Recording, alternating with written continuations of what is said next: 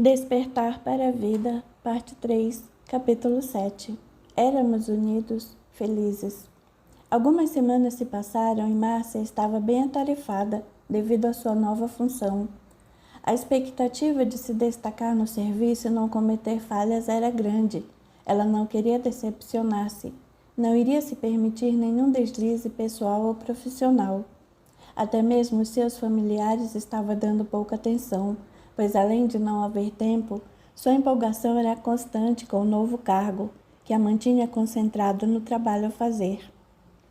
Acordava bem mais cedo. Ficava horas na frente do espelho a fim de apresentar-se melhor. Aumentou o número de roupas novas e queria que tudo estivesse impecável. Só havia um problema. Agora quase não tinha tempo para conversar com os colegas de trabalho como antes. Talvez eles a julgassem orgulhosa, mas não era verdade. O problema era a falta de tempo. Isso a fazia sentir-se mais só. Naquela noite, chegando ao seu apartamento antes de entrar, ouviu o telefone tocando muito. Abriu a porta às pressas e correu para atendê-lo. Roberto? Oi? Pela voz de Roberto, Márcia percebeu que nada estava bem. Oi, Mar. Eu pensei que não conseguiria mais falar com você, caramba. Ninguém te encontra? Reclamou zangado. O que foi, Beto? Nada. Respondeu o irmão friamente. Nada não. Aconteceu alguma coisa porque me ligou. É o pai, Mar. Cada dia o velho está pior. Já falei, isso é fase. Fase nada. Quase gritou o irmão ao interrompê-la. Cada dia o homem está piorando e você nem liga para isso. Não sei por que estou telefonando. Você não dá a mínima importância para a gente. Não sabe o que está acontecendo lá em casa ou o que deixou de acontecer. Roberto passou a falar enfurecido e descontrolado. Sei que está morando longe, mas além disso, você está muito distante sentimentalmente de sua família. Reparou? Aí quando a gente te procura para fazê-la participar de alguma coisa, você vem sempre com a mesma frase. Isso é, vai passar. Nem sei para que estou ligando. Desculpe-me, Beto.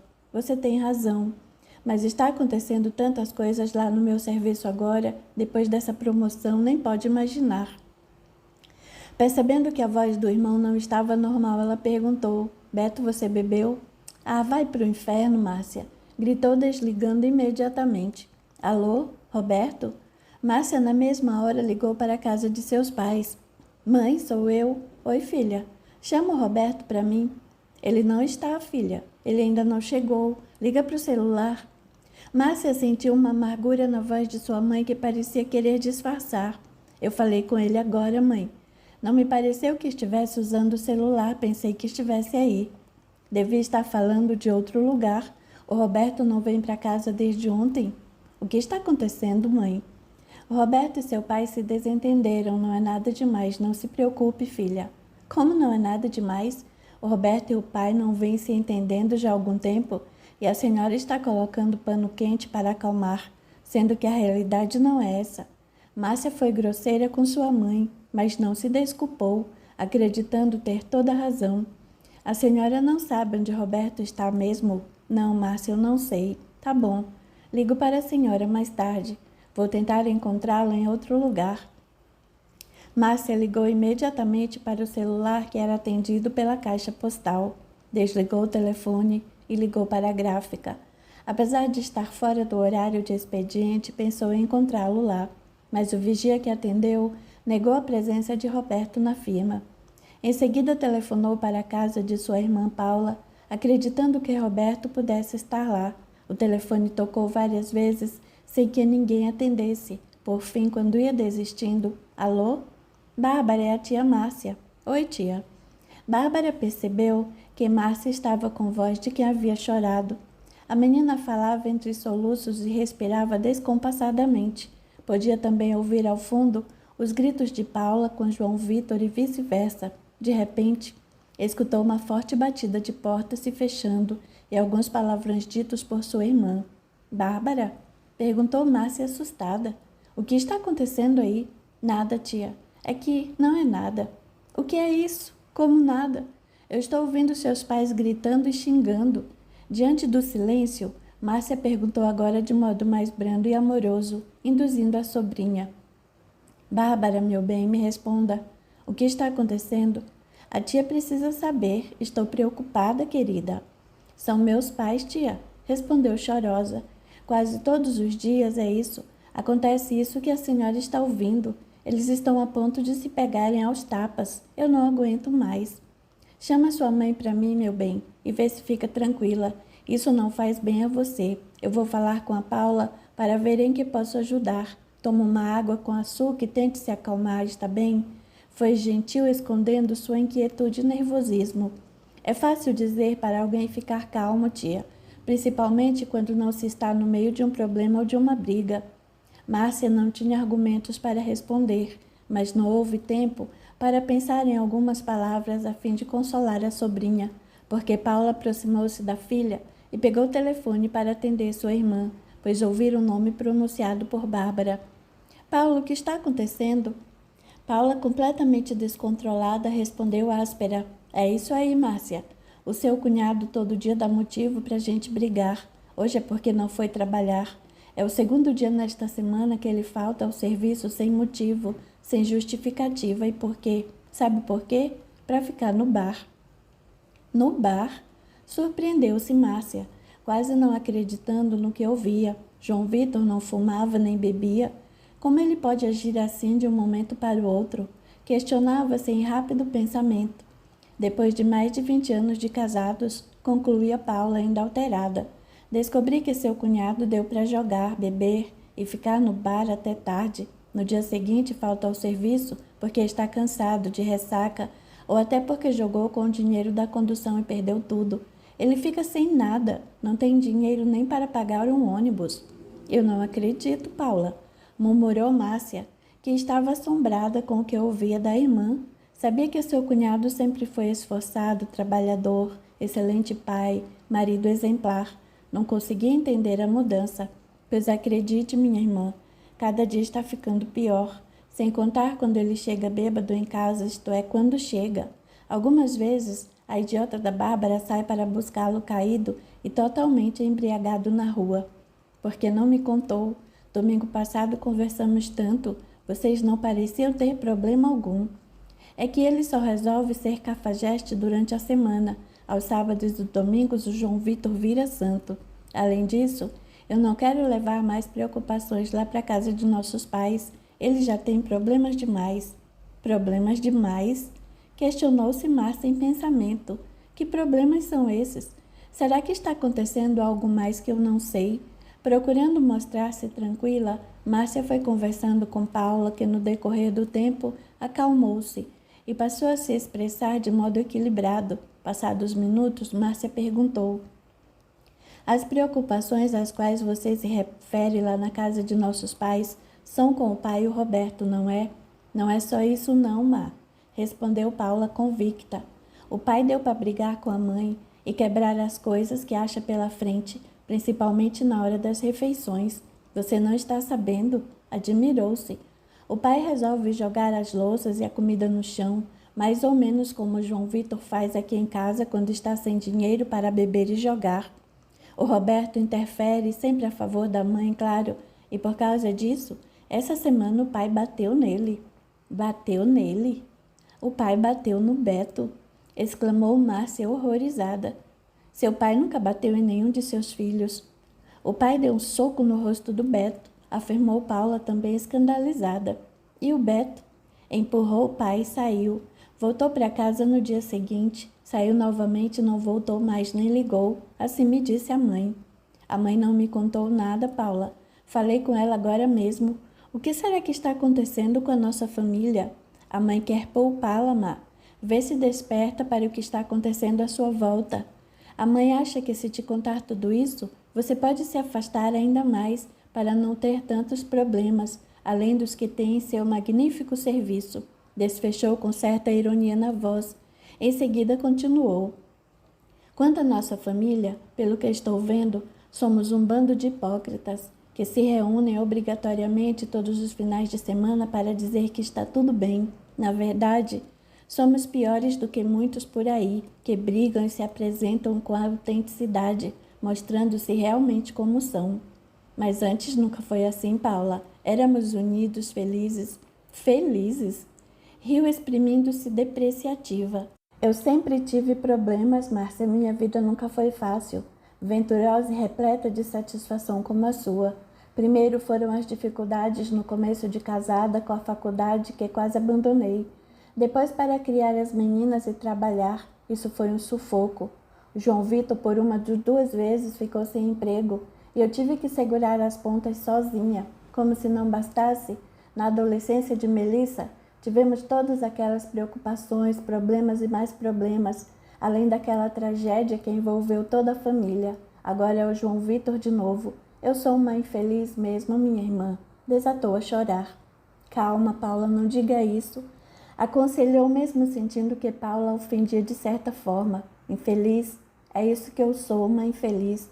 Mas eu peço todos os dias para minha filha Melissa me ajudar, me dar forças e consertar o pai dela. Você deve manter a calma, para tudo há um jeito e tenho que desligar. Aquele canalha chegou, disse Paula, interrompendo-a repentinamente. Vou falar com ele e vai ser agora. Irritada, desligou sem se despedir da irmã. Márcia estava incrédula, pasmada com a velocidade dos acontecimentos.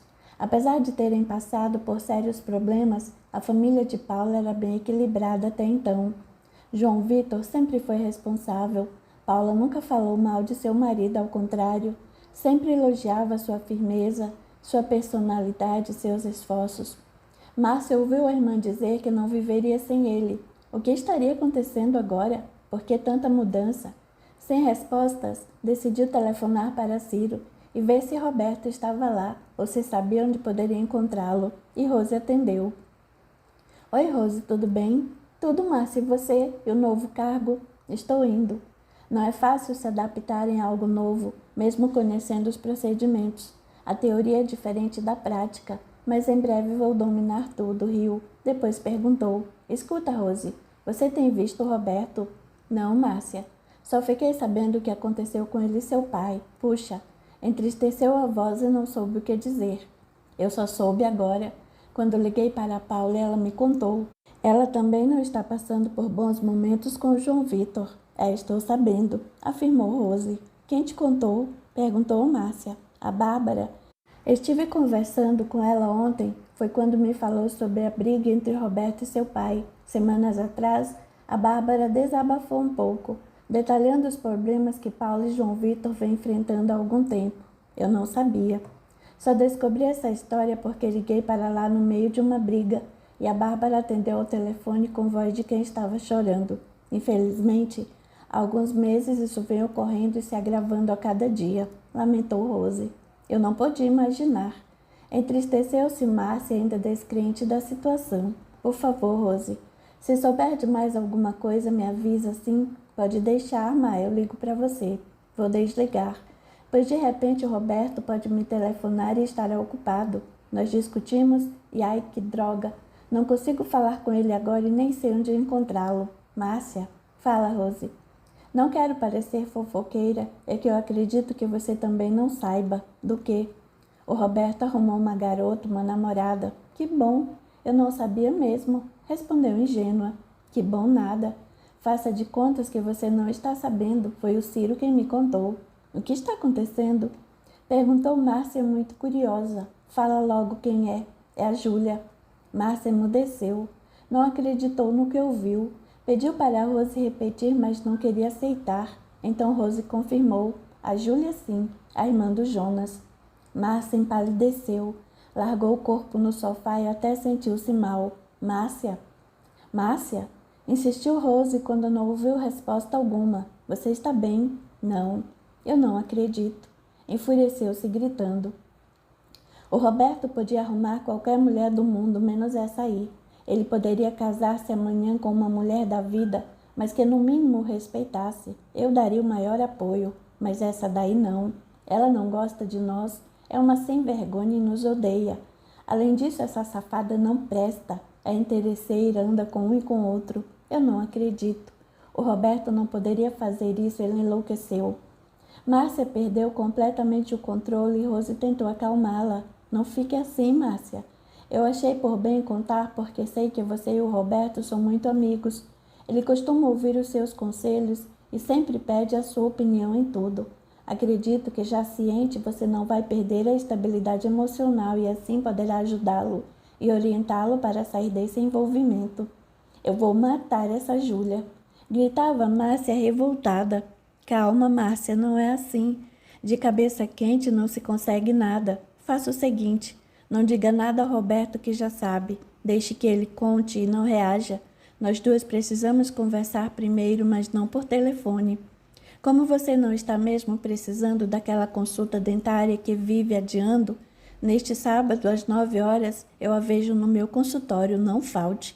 Preciso muito falar com você sobre outro assunto e aproveitaremos para conversarmos sobre o Roberto também. Márcia concordou sem questionar.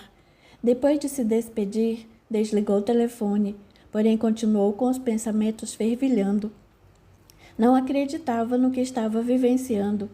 Tanta coisa acontecendo com sua família e ela ali, em contato com todos, mas sem saber de nada. As aparências de harmonia, humor e bem-estar que apresentavam eram superficiais. Muitas situações lhe passaram despercebidas. Como foi acontecer tudo isso? Enquanto Márcia pensava em como agir com Roberto, o espírito Jonas estava em sua sala, bem próximo dela e gargalhando, deliciando-se com a reação que ela tivera, encolerizada com as descobertas desagradáveis. Logo andando de um lado para o outro, ele dizia: "Tá vendo, Márcia? Esse mundo dá voltas. Viu o que eu posso fazer, sua desgraçada? Você me humilhou, me entregou para a polícia, se meteu onde não foi chamada. Agora é a hora da virada que só começou. Seu sofrimento, sua angústia apenas estão começando." O espírito Jonas gargalhava em meio ao sentimento de vingança. Maravilhava-se com os sentimentos de impotência e desapontamento da moça, além da situação que provocou em toda a família. Por isso, dizia batendo no peito: "Eu sou forte, Márcia. Agora eu sou poderoso, vem me pegar. Manda a polícia vir me prender. Ninguém pode me prender agora. Farei miséria com vocês, seus queridinhos. Eu odeio todos vocês." Márcia não podia ouvi-lo, mas captava sentimentos aflitivos e angustiantes. Passou a sentir-se mal, amargurada e deprimida. Não sabia o que era, entretanto acreditou ser consequência das últimas notícias sobre sua família. "Viu, Márcia?" insistiu Jonas, comprazendo-se em fazer o mal com predileção desumana. Com suas vibrações pesarosas e atormentadoras envolveu-a, como que num laço, sob sua aura sombria, repleta de sofrimento e crueldade, afirmava com forte emoção: "Isso é só o começo. Vocês todos vão me pagar, seus desgraçados." Afastando-se, porém, ainda bem próximo do ombro de Márcia, falando-lhe ao ouvido, ele disse: "Eles fazem tudo o que eu mando. Jogam, fumam, agridem, brigam muito.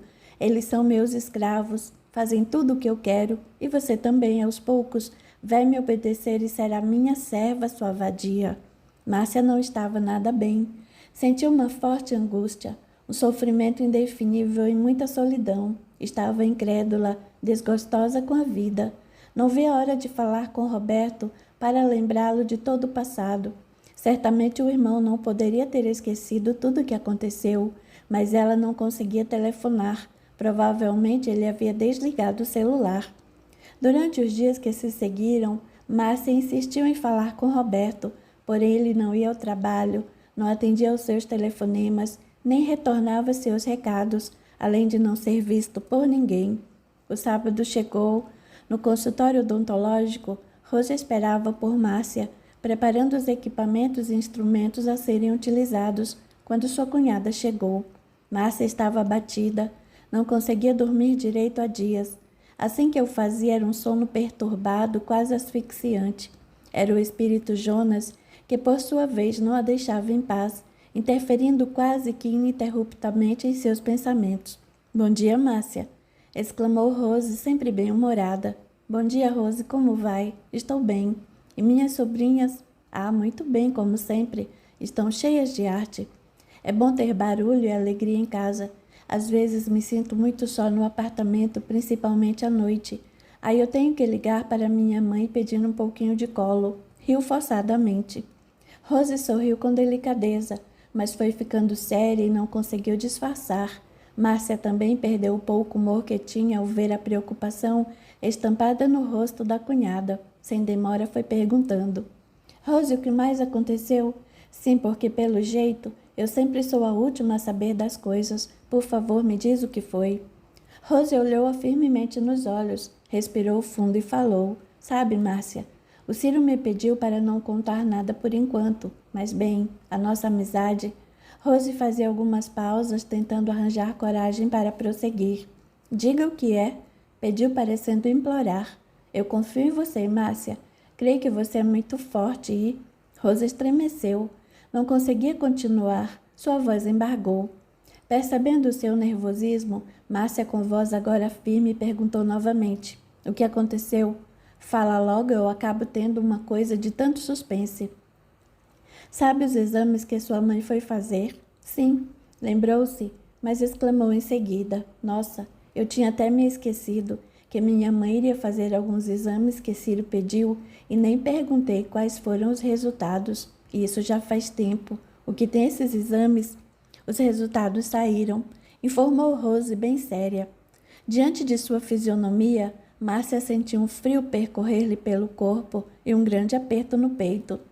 Retorcendo as mãos que umedeceu pelo suor frio e com a voz embargada, ela perguntou temerosa, quase sussurrando: É muito grave, Rose? Ciro acredita que sim, informou Rose com verdadeira piedade. Só o cancerologista poderá diagnosticar exatamente a gravidade depois de uma biópsia. Ciro não é especialista nessa área, mas um amigo dele deu uma olhada. É um resultado bem sério, sim. Existe uma grande região afetada. Há outros exames para serem realizados a pedido do especialista na área. Câncer no intestino? Pode ser isso, minha mãe? Márcia começou a chorar compulsivamente. Amargurada, Rose calou-se, chorando junto. Ela não sabe, não é? Perguntou Márcia ainda entre os soluços. Rose balançou a cabeça negativamente, enquanto enxugava as lágrimas. Não vamos dizer nada a ela, não é? Pediu Márcia com a voz embargada. De repente algo simples, coisa boba. Vamos esperar um diagnóstico mais preciso. Pode ser que o Ciro e esse amigo erraram. Rose percebeu que Márcia desejava se iludir. Entendeu que era grave, mas não queria admitir. Foi então que a cunhada concordou, tentando dissimular. Sim, claro. Não vamos dizer nada a ninguém. O resultado pode ser outro. Um grande silêncio se fez durante o tratamento. Rose sabia que os filhos de Dona Mariana eram muito apegados à mãe, que era bem carinhosa e os tratava com muito mimo. Quando terminou, Rose quase se arrependeu por ter contado a Márcia. Sinto muito, Márcia. Estou muito triste. Dona Mariana é como uma mãe para mim e seu pai é como meu pai. Eu os estimo demais, uma vez que perdi meus pais há muito tempo. Eu sempre soube que você os quer bem, Rose. Agradeço por estimá-los tanto. Eu só não sei o que fazer. É minha mãe. É tudo o que eu tenho de mais importante em minha vida. Nunca pensei em vê-la doente. Ela sempre foi disposta, ativa, nunca se queixou de nada e de repente isso deteve-se pelo choro. Seremos fortes e daremos muita força para ela, está bem? Sim, Rose. Mas acontece que turbilhões de problemas resolveram acontecer de uma única vez. É a Paula brigando com o João Vitor, que deu para beber e jogar, a coitada da Bárbara no meio sem que possamos fazer nada. Meu pai deu para ser agressivo. Não há explicações ou motivos para isso tudo. Como se não bastasse, o Roberto com aquela. Não dá para acreditar. Vamos orar, orientou Rose, calma e equilibrada apesar da tristeza. O quê? Estranhou Márcia. É isso mesmo. Quando não podemos interferir ou ajudar, oramos. Deus sabe do que necessitamos e o quanto somos fortes para suportarmos essa ou aquela situação. Ela nunca nos desampara, mas nos deixa passar pelas dificuldades de que precisamos para crescermos e evoluirmos moral e espiritualmente. Márcia estranhou as palavras de Rose, mas não comentou nada. Estava muito preocupada, nervosa, e achou que se tratava de emoções momentâneas só para acalmá-la. Preciso falar com o Roberto, argumentou Márcia. Fale com ele com muita calma e paciência. Não tente interferir na decisão que ele tomou. Faça-o entender a situação, que talvez essa afinidade de Júlia para com ele seja um golpe. Vamos tentar entendê-lo e respeitar a sua opinião. Márcia estava atordoada. Quase não ouviu o que Rose falava e não conseguia pensar. Em alguns sábados, Márcia costumava ir bem cedo para a casa de seus pais e só voltava para seu apartamento no domingo à noite. Porém, naquele dia, não desejava ir até lá. Ao sair do consultório de Rose, voltou para o seu apartamento. Lá tentou alguns telefonemas para encontrar seu irmão Roberto. Por fim, o vigia da gráfica informou que encontrou com ele no bar, perto da gráfica, quando ia entrar em serviço. Márcia pediu ao vigia que o chamasse. Precisava muito falar com ele. Avisou que se tratava de um assunto muito importante. O vigia assim o fez e foi chamar Roberto. Márcia ficou ansiosa aguardando o telefonema do irmão que só ocorreu horas depois. Alô, Márcia? Roberto, estou precisando muito falar com você. Por favor, implorou melancólica. Ora, você precisa ser ouvida, irmãzinha. Ironizou Roberto, que já havia bebido um pouco e estava sob o forte efeito do álcool. Desculpe-me, Beto. Eu não deveria ter falado com você daquele jeito, eu te entendo. Errei por ter ficado tão ausente dos problemas da família. Preciso conversar com você. Vem até aqui, vem. Roberto vacilou na resposta, porém concordou. Está bem, já estou indo. Márcio aguardou com certa insegurança. Ele parecia diferente no falar. O que será que ela deveria dizer? Por onde começar? Enquanto isso, preparou um café e arrumou a mesa. Só mais tarde a campainha tocou. Era seu irmão. Oi, Beto. Exclamou Márcia, correndo e o abraçando. Mal foi correspondida, porém não se importou. Sentiu o cheiro de bebida alcoólica ao envolvê-lo, mas não disse nada. O que você quer? Perguntou ele friamente. Eu não fui legal com você naquele dia por telefone e queria me desculpar. Você sempre me deu a maior força, sempre foi meu amigo. Falou amável. Poderia ter pedido desculpas há pouco, quando conversamos por telefone. Por que não fez? Porque eu queria vê-lo. Confessou humilde. Senta aqui. Vamos conversar, vai. Márcia acomodou-se no sofá e Roberto em outro. Ele parecia realmente diferente, mas não era mais o mesmo. Eu fiquei sabendo só há pouco tempo que o pai te deu um soco. Eu não sabia que ele estava tão agressivo assim. Não soube só agora não, Márcia. Faz tempo que eu venho falando e contando que o pai está mudado, agressivo, mal educado. Não é de hoje não. E você sempre dizia que isso é fase, vai passar. Arremedou-a. Tudo bem, Beto, eu errei. Pensei que fosse somente uma fase, que ele iria se reconciliar com você, tratar melhor a mãe, mas eu errei, tá bom? Desculpe-me. Você não errou, Márcia. Aliás, você nunca erra. Falava com ironia, encarando-a firme. Você só não quer ouvir. Sabe, Márcia, ouvir as pessoas é muito mais importante do que falar. Deixar uma pessoa falar é consentir que ela jogue para fora tudo aquilo que a sufoca, que machuca, que magoa. Agora, se você não a ouve com atenção e fica dizendo qualquer coisa do tipo calma, isso não é nada, vai passar, você a está sufocando ainda mais, além do problema que ela tem. É preferível que se cale, porque dizendo isso não é nada, estará afirmando que a pessoa é tão medíocre que está fazendo uma tempestade com um copo d'água, que ela é tão incapaz que não está vendo que seus problemas são inferiores ou insignificantes. Porém, agora pense, se alguém a procurou para contar algo que não seja uma fofoca, é porque, por mais medíocre que pareça, aquele problema é muito sério para ela, muito sério mesmo, e ela confia em você. Márcia ouvia calada. Mudou-se para o sofá onde estava Roberto e encostou-se nele.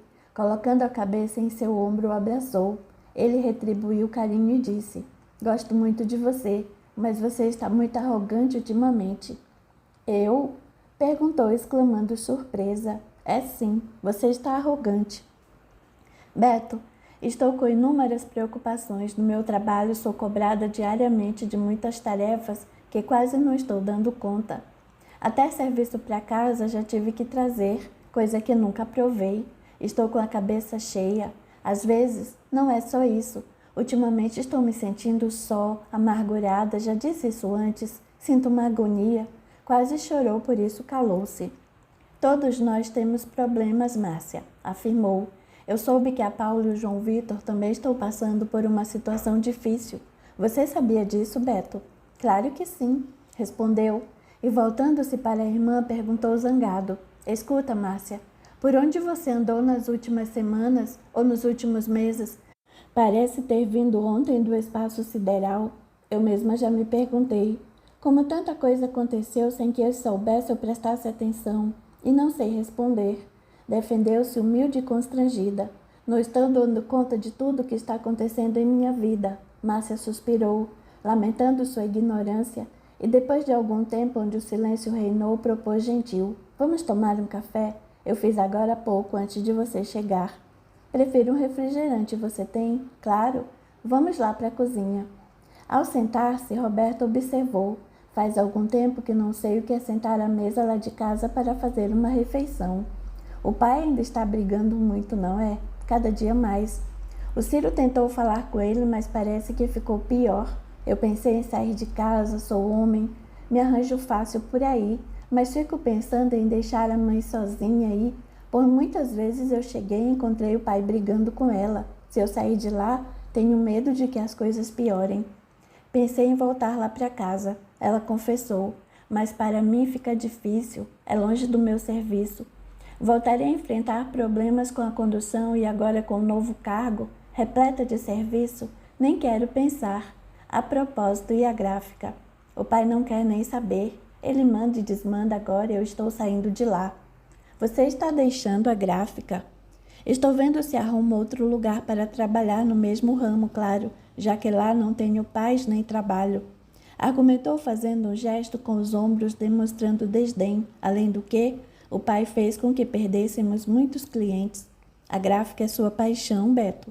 O pai tinha orgulho de você pelas mudanças que fez lá, pelo trabalho que vem desenvolvendo. Ele mesmo disse isso para mim. Você disse certo. Tinha orgulho de mim. Ele não me dá mais sossego nem autonomia agora. Sempre fui honesto, trabalhei direito. Dei o melhor de mim para ele me humilhar e fazer o que já fez. Não chega. Só vou ficar lá por um tempo para cumprir com alguns compromissos já assumidos, pois quero acompanhar de perto para que eu não fique mal visto pelos clientes. Você tem alguma coisa em vista? Ainda não, mas sei que vai aparecer. Tenho muitos contatos. Márcia ficou pensativa. Não sabia que a situação estava naquele ponto. Depois de alguns minutos, Roberto perguntou: o que você acha do perdão? Do perdão? Perguntou desconfiada. Perdão. Esquecermos os erros de alguém, não levar mais o passado em consideração. Márcia lembrou-se de Júlia.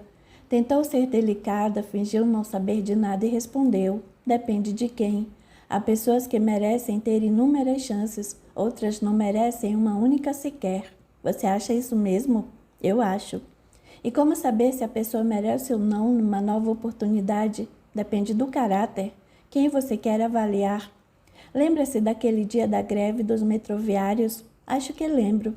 A dona Cleide foi lá em casa e pediu, pelo amor de Deus, para eu dar uma carona para a Júlia, a filha dela. Eu fiquei indeciso, mas dona Cleide disse, quase implorando, que aquele era emprego novo e a Júlia estava precisando dele. A mãe ficou cheia de pena dela, como sempre, e também insistiu para que eu a levasse, afinal, era caminho da gráfica. Acabei concordando e dei uma carona para ela. Márcia se corroía por dentro, já sabia de tudo, mas tinha que se controlar e respondeu calmamente. Só por isso perguntou sobre o perdão? Dar uma carona não significa perdoar. Nos dias que se seguiram, também a levei, daí que passamos a conversar novamente e a trocar ideias. Sabe, ela é uma pessoa legal, está diferente de antes. Márcia mal podia se conter, a muito custo. Controlou o que pensava, mas advertiu. Roberto, você se lembra do passado? Lembra de tudo o que aconteceu? Nem sei por que a mãe ainda tem amizade com essa dona Cleide. Essa gente não presta. A mãe é boba e fica dando corda para esse pessoal. Não devíamos nem olhar para eles. Puxa, Márcia, como você é preconceituosa. A Júlia é legal. A mãe se dá bem com a dona Cleide, pois é uma das poucas vizinhas que tem tempo para a mãe. As outras trabalham, são mais novas, não têm tempo a perder. Quanto a Júlia... Márcia começou a deixar sua revolta aflorar, interrompendo irritada. Que Júlia que nada. Você mesmo um dia pegou-a pelo braço e a colocou para fora de nossa casa. Isso é passado, Márcia. Atalhou-a nervoso. Olha, vamos mudar de assunto, tá? Ou eu vou embora. Não vim aqui para ouvir sermões nem para me aborrecer. Chega de discussão. Márcia percebeu que Roberto irritou-se. Não querendo afastá-lo novamente, calou-se. Mudaram de assunto. Conversaram mais sobre serviço, o novo cargo de Márcia e outras coisas. Roberto dormiu lá naquela noite e no domingo cedo eles foram para a casa dos pais no único carro. Ele queria experimentar o carro novo de Márcia. Aquele domingo estava demasiadamente triste. Uma névoa de angústia pairava sobre todos. Márcia não conseguia parar de pensar na doença de sua mãe, e cada vez que olhava para ela sentia vontade de chorar. Pouco se falaram, nem os irmãos estavam tão unidos como antes, cada qual se recolhia a um canto.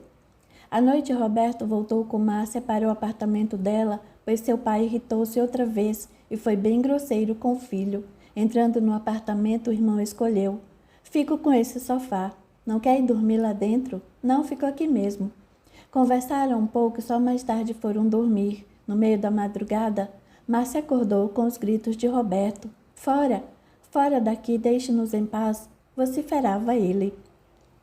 Ela se levantou assustada, correu para vê-lo. No corredor entre a sala e o quarto, sempre havia uma arandela acesa, cuja luz bem fraca só servia para clarear durante a noite, iluminando levemente a sala. Ao chegar perto de onde o irmão dormia, ela pôde ver um homem em pé, curvando-se e apertando o pescoço de Roberto, enquanto esse dava socos que passavam pelo homem sem atingi-lo. Márcia correu até o interruptor e acendeu a luz do lustre central, que iluminou tudo. Neste momento passou a gritar: "Quem é? Saia daqui, vou chamar a polícia." De repente, Márcia assombrou-se. Segundos após ela acender as luzes enquanto gritava, como que por encanto, o homem sumiu no ar. Um frio correu-lhe pela espinha e, mesmo com o corpo todo arrepiado, correu para o sofá onde estava seu irmão e o abraçou, chorando ao perguntar: "O que é isso? O que aconteceu, Beto?" Roberto esfregava o pescoço e mal podia falar. Sentou-se no sofá e abraçou a irmã, que insistia assustada. "Quem é ele, Roberto? O que queria? Você também o viu?" indagou Roberto. "Você também pôde vê-lo?" "Como assim pôde vê-lo?" "Não é a primeira vez que vejo esse cara e tenho pesadelos com ele. Só não consigo ver direito o seu rosto. Ele queria matar você." "Ele não pode me matar." "Mas ele apertou seu pescoço. Estava estrangulando você, Beto, eu vi. Na verdade, ele só coloca as mãos no meu pescoço. Não é um apertão, eu sinto-me fraco, não consigo reagir. Às vezes grito e acordo assustado. É uma mistura de pesadelo com realidade. Eu vejo por alguns segundos, depois ele some. Você o viu também, não foi?" Márcia, olhando para Roberto fixamente, sentiu medo de reafirmar o que presenciou. Acreditou que estava ficando desequilibrada. Roberto então foi mais firme. "Você o viu, Márcia?"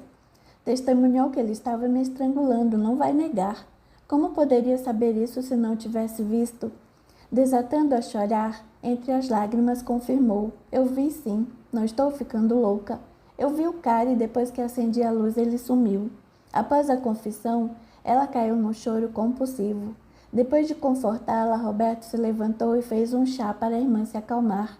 Passaram o restante da noite ali, ambos no mesmo sofá, com a TV ligada e todas as luzes acesas. Márcia parecia uma criança. Estava com medo do escuro ou do que poderia acontecer a qualquer momento.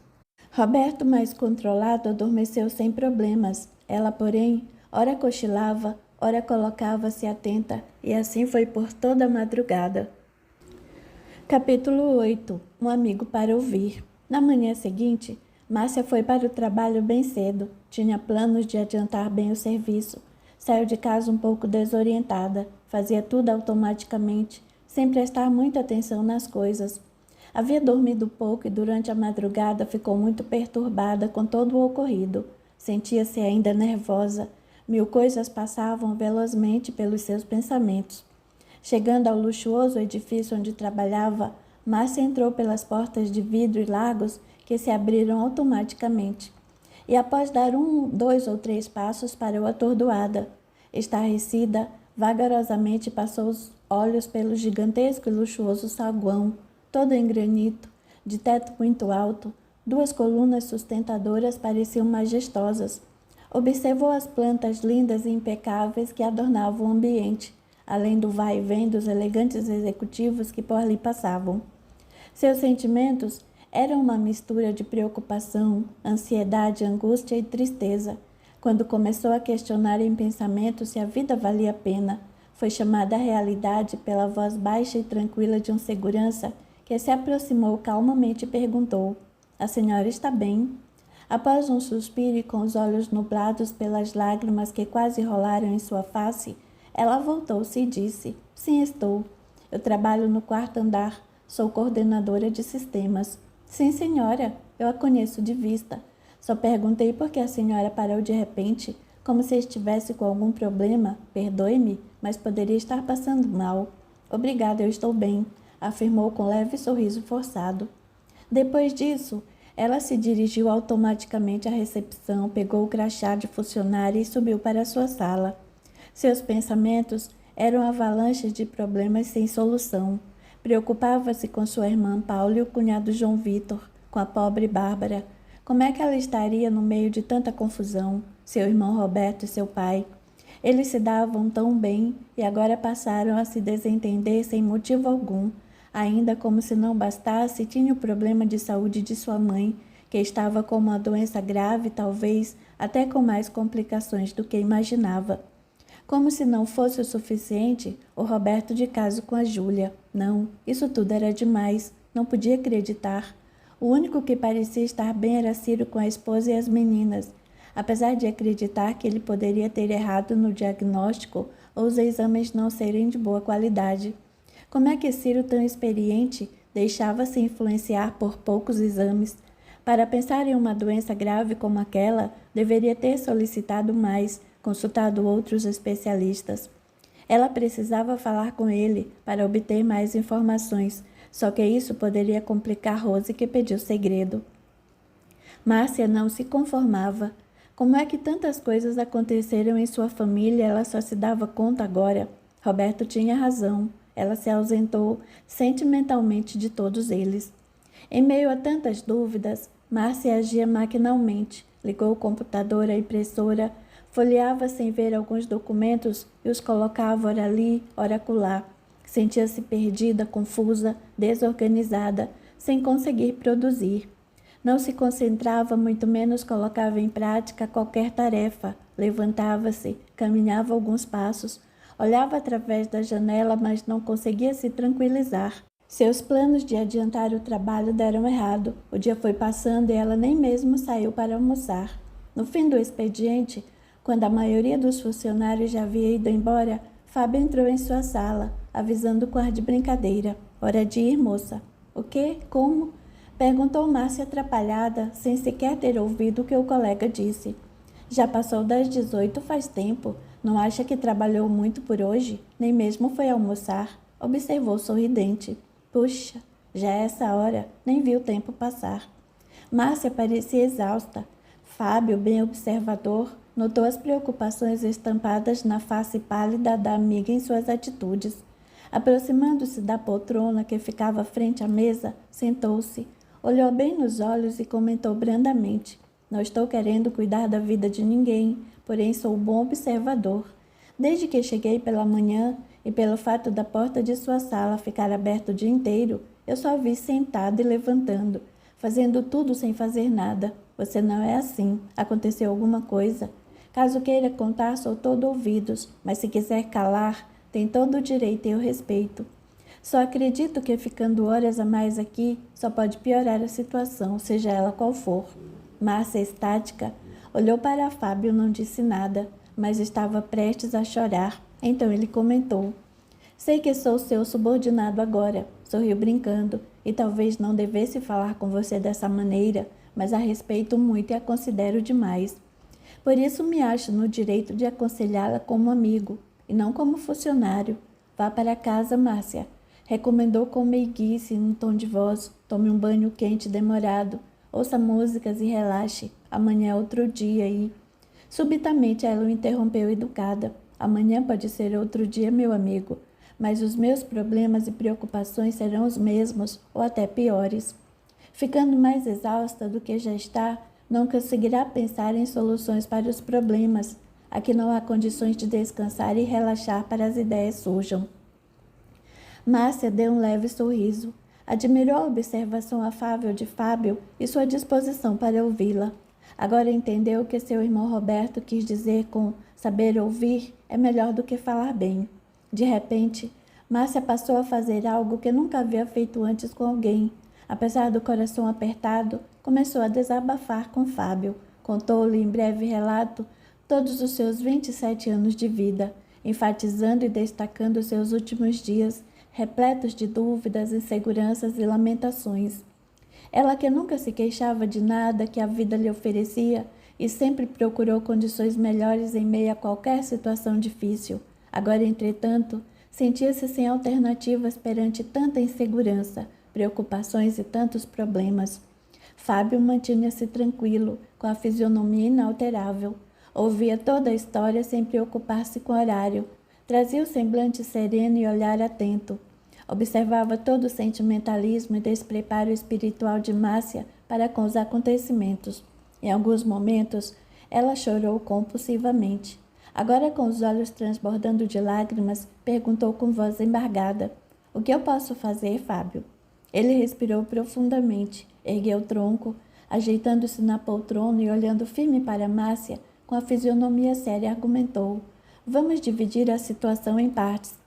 Referente à doença de sua mãe, se o seu irmão é médico e, após a opinião de um colega, acredita que ela está com um câncer no intestino, como ele não é especialista dessa área, o melhor é aguardar o parecer de um oncologista depois dos exames. Você só poderá se preparar emocionalmente e fisicamente para prestar toda a ajuda à sua mãe, pois ela vai precisar. Descontrolar-se, Márcia, é o pior a fazer nesse momento. O desespero, a ansiedade, o descontrole e a depressão nunca trouxeram soluções, somente desgaste e mais problemas." Márcia ouvia atentamente. As palavras de Fábio pareciam penetrar em sua mente de alguma forma. Agora o entendia. Conseguia controlar as emoções, e ele continuou: "Quanto ao caso de sua irmã brigar com seu cunhado, seu pai com seu irmão, e você não aceitar a nova namorada dele, isso me parece ter ligação." "Como assim? Não entendi." "Você me contou de forma superficial e rápida sobre a sua sobrinha que morreu há cerca de 2 anos junto com o namorado. Você estava emocionada quando relatou e eu não quis interrompê-la, mas pelo que entendi, o namorado de sua sobrinha era irmão dessa nova namorada do seu irmão, a Júlia, certo?" "É isso mesmo." "E se não se incomoda, por favor, conte-me novamente essa parte da história, com mais particularidades, caso não seja inconveniente para você." Márcia, então, detalhou com mais informações e menos emoção. "Minha irmã mais velha, Paula, teve 2 filhas, a Melissa, que morreu aos 18 anos, e a Bárbara, que hoje tem 16. A vida da Paula sempre foi difícil, porém ela nunca se queixou, ao contrário. Sentia-se feliz e realizada quando vencia qualquer obstáculo. O tempo foi passando e Melissa, que sempre foi uma menina rebelde, começou a apresentar um comportamento que não condizia com a educação que Paulo e João Vitor deram a ela. Nós sempre a orientávamos, dávamos conselhos e Melissa atendia aos nossos apelos por algum tempo, depois voltava a ser rebelde e mal educada. Nós sempre nos reunimos em todos os finais de semana na casa de meus pais. Acontece que na segunda casa ao lado, para ser mais precisa, mora uma vizinha, amiga de minha mãe há muitos anos. Ela se chama Cleide e seu marido Osvaldo. Eles sempre foram daqueles vizinhos dos tempos antigos, bem prestativos. Isto é, quando um de nós ficava doente, a dona Cleide ia lá em casa e cuidava das coisas, ajudava no banho e nas tarefas da casa. Às vezes até fazia uma sopa na casa dela e trazia para nós, para ajudar minha mãe, pois o tempo era curto para cuidar de 4 filhos, porque, quando um ficava doente, se fosse doença contagiosa, os outros acabavam se contagiando também. Certa vez, numa epidemia de sarampo, eu e meus 3 irmãos nos contagiamos e ficamos de cama. Dona Cleide não se importou e foi lá em casa ajudar minha mãe. Assim que nós saramos, seus 2 filhos, a Júlia e o Jonas, acabaram pegando a doença, e minha mãe foi lá na casa dela para ajudá-la também. Sempre houve uma troca de favores entre as duas. A dona Cleide e o senhor Osvaldo, como eu falei, tinham só 2 filhos, a Júlia e o Jonas. Os dois nunca foram grande coisa, não sei qual deles era o pior. O Jonas sempre foi revoltado com Deus e o mundo. A dona Cleide o mimou, sempre lhe perdoou, compreendeu seus erros, dava-lhe tudo nas mãos. Para ela, o filho era o garoto prodígio, mesmo com tudo de errado que ele fazia. Com o passar dos anos, Jonas acabou por se envolver em pequenas confusões, brigas de rua, gangues, pichações. Até o muro da nossa casa ele pichou, não parava em emprego algum por mais de um mês. E a dona Cleide, sabendo que meu pai tinha gráfica, pediu um emprego para o Jonas. Foi aí que tudo começou. O Roberto tinha que chamar o Jonas todos os dias para ir trabalhar. Do contrário, ele não dava as caras no serviço e ainda por cima tinha que dar carona. Durante o horário de serviço, o Jonas saía da firma sem avisar ninguém. Muitas vezes nem voltava e nunca fazia o que lhe era pedido. Um dia o Roberto achou que Jonas estava usando drogas e ficou de olho nele. Diante disso, meu pai e minha irmã Paula acharam por bem que a Melissa arrumasse alguma ocupação para não ser tão rebelde, para dar valor ao dinheiro e respeitar mais as pessoas. Então meu pai colocou-a para trabalhar na gráfica, só para atender os telefonemas na recepção. Junto com a Melissa, na recepção, trabalhavam duas outras moças, uma espécie de secretárias para cuidarem de outros serviços.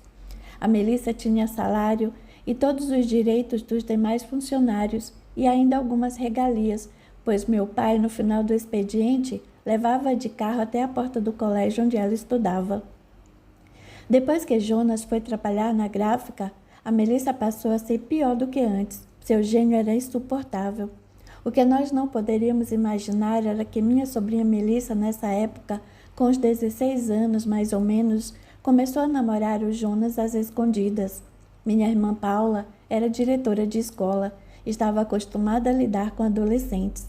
A Paula era paciente e tinha muito jeito para lidar com crianças e jovens, mas um dia ela não aguentou. A Melissa quebrou tudo o que havia dentro do seu quarto e até a TV da sala jogou no chão. Minha irmã perdeu a cabeça e deu 2 tapas no rosto da filha para ver se ela tomava consciência do que estava acontecendo. Paula não é alta como eu, é franzina, de estatura pequena, ao contrário de Melissa, que tinha mais ou menos minha altura e o corpo bem mais avantajado do que o meu. Em outras palavras, bem mais forte do que a Paula. Melissa aproveitou-se de seu porte e de sua menor idade e começou a bater na mãe. A Bárbara era pequena nessa época. Ela entrou no meio da briga para defender a mãe. Melissa estava enlouquecida. Atirou a irmã contra a escada e Bárbara bateu com a cabeça no degrau, sofreu um corte levando 5 pontos e ficou internada 2 dias em observação.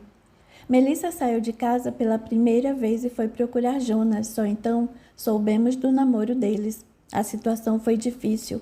Meu irmão Roberto não chamou mais o Jonas para ir trabalhar e ele não apareceu na gráfica. Melissa voltou para casa, mas durante o dia ficava com Jonas. Chegava a passar algumas noites na rua com ele, bebendo e fumando. Meu cunhado João Vitor pagou psicólogos, levou Melissa à igreja, fez um monte de coisas para tirá-la da companhia de Jonas, porém nada adiantou. Nesse meio tempo, até furtar a Melissa furtou. Roberto deixou um valor em dinheiro e alguns cheques para a secretária depositar em sua conta. O office boy não foi trabalhar naquele dia. As moças estavam com muito serviço. Então Melissa se ofereceu para ir ao banco. Quando ela voltou, disse para as secretárias que já havia entregado o comprovante do depósito bancário ao Roberto e as moças confiaram em sua palavra. Mas que nada. Melissa deu todo o dinheiro e os cheques para o Jonas. Roberto, quando descobriu, contou tudo para a dona Cleide, mãe do Jonas, que foi direto falar tudo para sua filha Júlia. A Júlia foi lá em casa, invadiu a nossa sala e aos berros começou a defender seu irmão. Dizia que ele era um pobre coitado, ninguém lhe dava uma oportunidade, e só porque Roberto e meu pai tinham aquela porcaria de gráfica é que o estavam difamando e prejudicando o rapaz. Minha mãe começou a passar mal, e Roberto não pensou 2 vezes. Pegou a Júlia, deu-lhe um chacoalhão, apertou-a pelo braço e a colocou na rua. Ela ainda ficou lá na calçada, fazendo o maior escândalo. Xingou Roberto e toda a nossa família dos piores palavrões possíveis. Melissa já tinha de 17 para 18 anos e começou a se envolver com Jonas em pequenos furtos e até roubos. Voltava para casa cheirando bebida alcoólica, quebrava tudo. Seu linguajar era chulo e seu palavreado pobre. Largou os estudos e começou a furtar coisas dentro da própria casa para vender e sustentar seus vícios e os de Jonas. Fábio, como bom ouvinte, estava atento. Pela primeira vez interrompeu perguntando. Seu cunhado João Vitor não conseguia tirar Melissa da rua da companhia de Jonas, não tinha uma autoridade paterna sobre ela. Foi o que muitos nos perguntaram, mas me diga, como é que se prende dentro de casa e por muitos dias uma garota com seus 17 anos? Se você bate nela, ela o agride. Acaba virando briga de tapas, socos e mordidas, como chegou a acontecer por 2 ou 3 vezes entre Melissa e Paula. Meu cunhado e minha irmã tinham que trabalhar para sustentar a casa. Eles moram de aluguel. Não podia ficar o dia inteiro em casa vigiando-a. Em uma das brigas entre minha irmã e a filha, os vizinhos chamaram a polícia. Todos foram parar na delegacia. Minha sobrinha apresentava alguns hematomas e arranhões de brigas que teve na rua com sua turma e outra gangue em dias anteriores a esse acontecimento. E acabou dizendo que foi a mãe que havia feito aquilo nela. Resultado, minha irmã foi indiciada por agressão a menor e quase perdeu o emprego. Algumas vezes depois disso, minha irmã e meu cunhado compareceram a delegacias para se responsabilizarem por ela, pois havia sido presa por roubos ou uso de drogas e era menor de idade. Acabou parando em reformatórios, FEBEM, mas conseguia sair com facilidade desses lugares. Soubemos que Jonas passou não só a fazer uso, mas também tráfico de entorpecentes e levava Melissa para ajudá-lo. Afinal, eles precisavam pagar os traficantes. Até prostituição para arrumar dinheiro praticou. A situação estava crítica. Melissa sumia de casa por longos períodos, até por alguns meses, e depois retornava. Ficávamos com pena. Nós a recebíamos com carinho, pois parecia querer sair daquela vida. Cuidávamos dela, dávamos roupas, remédios, tratamento odontológico, mas ela não se aguentava. 2 ou 3 meses depois, desaparecia outra vez de casa e voltava para aquela vida infeliz, ao lado de Jonas e outras más companhias. Soubemos que ficou grávida. Tínhamos a esperança de que isso mudasse o seu jeito de pensar e de agir, talvez amadurecesse e se corrigisse. Mas uma vez voltou. Ficou na casa dos meus pais porque minha irmã e meu cunhado trabalhavam o dia inteiro e a Melissa estava tão fraca, tão doente, que precisaria de muitos cuidados e de alguém que tomasse conta dela. Então minha mãe se ofereceu. Para o meu pai, essa gravidez foi um escândalo. Você nem imagina. Ele é daqueles homens antigos, mas acabou aceitando a neta grávida, porém era rigoroso com ela. Meu irmão Ciro, que é médico, mais uma vez começou a cuidar da sobrinha. A Rose, sua esposa, é dentista e fez o tratamento de seus dentes. Todos oferecemos atenção, carinho e orientação a Melissa. Comprávamos coisas para ela e para o bebê, tudo o que se pode imaginar de roupas a enfeites infantis. Nós a tratávamos com muito amor. Contou-nos que Jonas havia sido preso por tráfico de drogas numa cidade do interior de São Paulo e ela conseguiu escapar antes de ser presa também. Agora tinha 18 anos e não seria tão fácil sair da cadeia como acontece nos reformatórios para os menores infratores. Jonas fugiu da cadeia e foi direto para a casa dos seus pais. Ele soube por sua irmã Júlia que Melissa estava grávida e que estava na casa dos avós. Júlia inventou que nós não queríamos admitir que o filho fosse dele e pretendíamos separá-los. Na verdade, nem Melissa podia afirmar quem era o pai do bebê que esperava. Para nós era indiferente. Somente meu pai repudiava aquela situação, mas nós não. Gostávamos da Melissa, do bebê, e desejávamos ver Jonas longe deles. Jonas, entretanto, esperou um dia em que minha mãe e Melissa ficaram sozinhas. Então entrou lá em casa, bateu em minha mãe, que caiu desacordada. Agrediu Melissa a socos e pontapés, arrastando-a para fora. Todos os vizinhos puderam ver, pois o espetáculo foi na rua. Jonas deveria estar drogado, era dono de uma força inacreditável. Segundo as testemunhas, ele trocou socos com os que tentaram impedi-lo e, por fim, conseguiu colocar Melissa dentro de um carro e sumiu com ela. Minha mãe, durante a confusão, despertou e, desesperada, telefonou para mim. Eu liguei imediatamente para a Paula, depois para o Roberto. Enquanto eu conversava com o Roberto, ele me disse que o Jonas estava chegando lá na gráfica. Desliguei o telefone e na mesma hora fui para lá. Assim que cheguei, observei Jonas, Roberto e Melissa dentro do escritório. Meu pai ficou nervoso. Disseram que ele havia discutido muito com Jonas. Contaram também que Jonas o maltratou demais. Meu pai não deixou por menos e começou a agredi-lo. Foi quando Roberto, que sempre foi calmo, interferiu e conseguiu com que entrassem no escritório, deixando meu pai do lado de fora. Os funcionários tiveram que levar meu pai ao hospital. Ele tem problemas de pressão alta. Jonas berrava, gritava, queria dinheiro para fugir. O escritório da gráfica tem a porta e as divisórias com a metade da parte de cima fechada com vidros foscos. Dá para ver e reconhecer o vulto das pessoas que estiverem lá dentro, mas não com nitidez. De fora eu pude ver que Jonas estava impaciente, andava de um lado para outro, igual a uma fera enjaulada. Melissa estava sentada em uma cadeira e chorava muito. Jonas tinha uma arma e exibia constantemente. Em dado momento, bateu em Melissa porque ela chorava e Roberto investiu contra ele. Jonas sacou o revólver e ameaçou minha sobrinha caso Roberto tentasse algo. Exigia dinheiro para fugir e queria levar Melissa junto. Eu telefonei para a polícia. Enquanto não chegavam, Roberto tentava ganhar tempo conversando com ele. Quando a polícia chegou, Jonas se viu desesperado, verdadeiramente insano. Começou a atirar dentro do escritório. Um dos tiros atravessou Roberto de lado a lado na altura do ombro. Meu irmão teve sorte. Não acertou nenhum órgão nem comprometeu sua saúde, mas na hora ele caiu. Ficou inerte e Jonas pensou que estivesse morto. Jonas pegou Melissa como refém, segurando-a brutalmente pelos cabelos. A cena era horrível. Jonas gritava, urrava, quase não entendíamos o que falava. Não soubemos na hora, só tomamos conhecimento depois, que ele estava com algumas cápsulas ou cartuchos, sei lá como chamam, talvez alguns pacotinhos pequenos de cocaína que ele iria traficar. Não sabemos também se foi ali ou antes de armar toda aquela confusão que ele engoliu essas cápsulas. Só que em meio a toda essa agitação, Jonas começou a passar mal. Um dos invólucros da droga rompeu e estourou em seu estômago ou intestino. Parecia ter percebido o que aconteceu e começou a gritar: eu vou morrer, mas jamais darei sossego para vocês. Vocês não me ajudaram a fugir, eu só queria ir embora. Eu pude ver por um dos buracos do vidro quebrado pelos tiros quando Jonas encostou o revólver na cabeça de Melissa e disse: você vai comigo.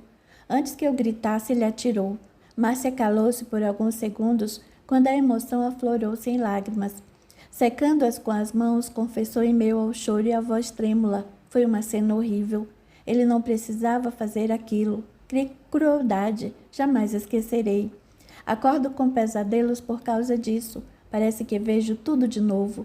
Depois de alguns segundos se recompondo, continuou. Fiquei desesperada na hora.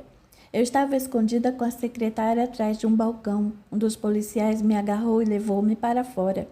Os policiais invadiram o escritório, lutaram com Jonas, que acabou sendo socorrido e morrendo no hospital. Melissa morreu grávida de 5 meses.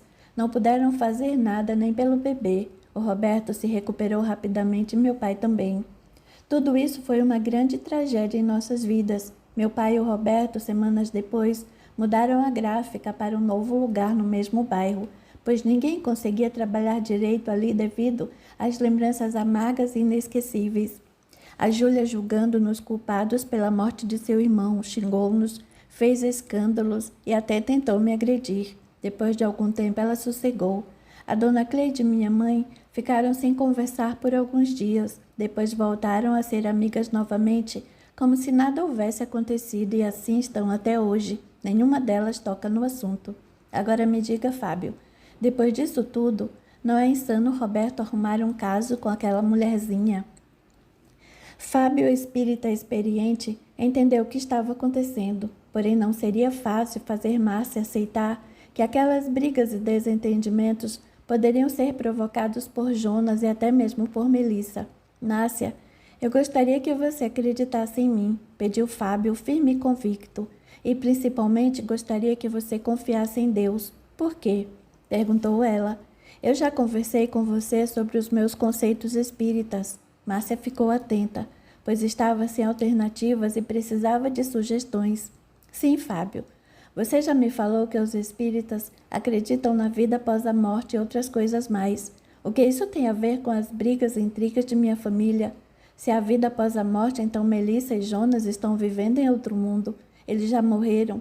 E depois que tudo isso aconteceu, nossas vidas se acalmaram, não tivemos mais problemas.